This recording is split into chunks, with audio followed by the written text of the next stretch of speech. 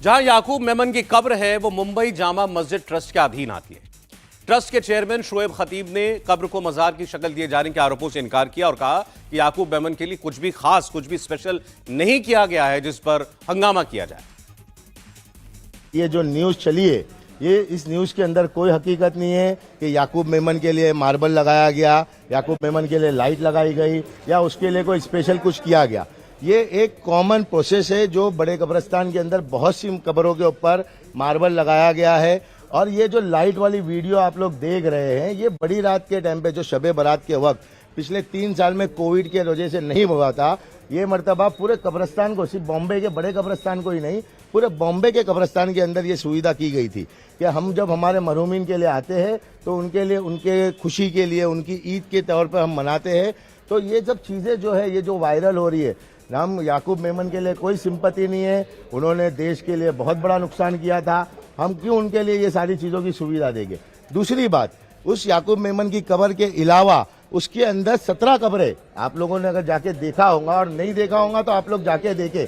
कोई पर्टिकुलर याकूब मेमन की कब्र नहीं है और कोई मजार या कोई दरगाह वगैरह बनाने का कोई प्रोविजन नहीं है। वो बाउंड्री के ऊपर पहले ब्लैक कलर का मार्बल था जिसको निकालकर 5 से 7 साल पहले एक डैमेज हो गया था कि कब्र की मिट्टी बाहर आ रही थी।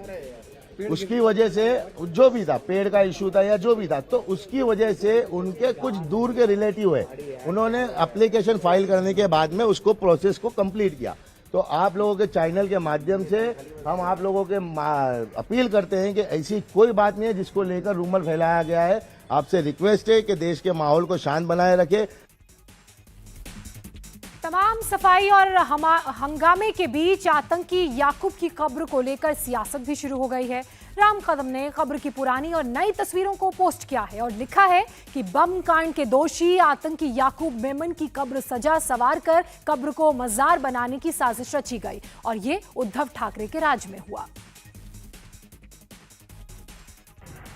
इसी मुंबई शहर में जब उद्धव ठाकरे मुख्यमंत्री थे, उनके साथ राहुल गांधी का दल और शरद पवार जी का दल सत्ता साझा कर रहा था, उनके अगुवाई में यह कब्र मजार बन गई। उसे मार्बल लगाया गया, चारों ओर से एलईडी लाइट लगाई गई, सिक्योरिटी रखी गई। हमारा दुश्मन मुल्क पाकिस्तान, वो मुंबई में बमकांड कराए, याकूब मेमन उसका आरोपी है। उसकी कब्र जब मजार बन रही थी तो उद्धव ठाकरे खामोश क्यों थे? उनके खामोशी के पीछे क्या राज था? क्या किसी आतंकवादी की कब्र को इस प्रकार से मजार बनाना उचित है? उद्धव ठाकरे समेत राहुल गांधी और शरद पवार जी को भी इस बात का जवाब देना होगा कि यह कुकर्म के पीछे उनकी मंशा क्या थी। सबसे पहला गुनाह और सबसे बड़ी गलती जो जानबूझकर अगर किसी ने की है तो वो भाजपा ने की है, क्योंकि भाजपा इस देश में धार्मिक शांतता चाहता नहीं है। यूपीए सरकार में 2 कुख्यात आतंकवादियों को फांसी दी गई थी, एक था अफजल गुरु, दूसरा था कसाब, लेकिन उनकी बॉडियां उनके परिवारजनों को नहीं दी गई।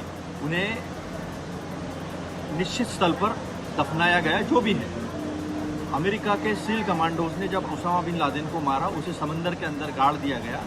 वजह यही है, इन लोगों के मज़ारे, इन लोगों को जहां दफनाया जाता है वो किसी को मौका देती है रैलिंग पॉइंट बनाने की। तो सबसे पहले भाजपा को इसका जवाब देना चाहिए कि उन्होंने याकूब मेमन की बॉडी उसके परिवारजनों को क्यों दी, उसकी मैयत, उसका फ्यूनरल बड़े पैमाने पर क्यों होने दिया।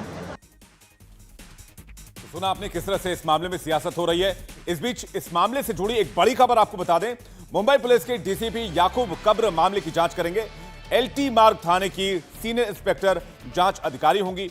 वक्फ बोर्ड, बीएमसी और चैरिटी कमिश्नर से जानकारी ली जा रही है। इंडिया टीवी हर वक्त हर जगह डाउनलोड करने के लिए सर्च करें India TV news Google play store या ऐप स्टोर पर।